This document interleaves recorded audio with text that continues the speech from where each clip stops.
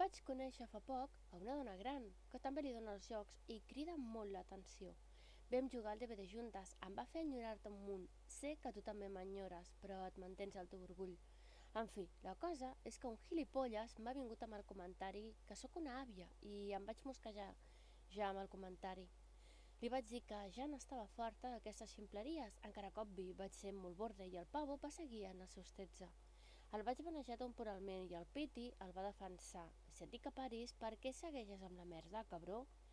No em vinguis a empobrissó, perquè això no és per defensar. Si et diuen que et tallis, no siguis porc, calla't la boca i no vacilis. I com ja sospitava, quan va tornar al subnormal, em va venir vacilant de nou. Aquí tens, no era un amic.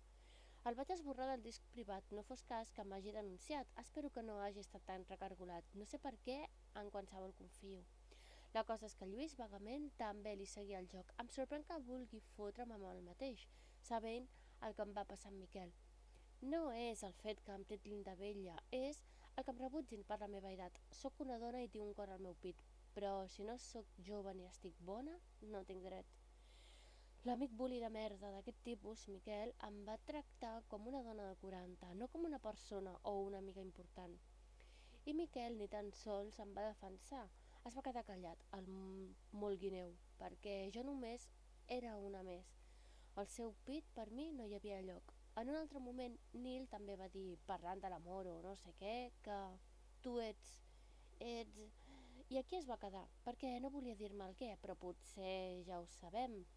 Per ell era una vella tan sols, i això que jo el veia a ell, al seu cor, no a la pell.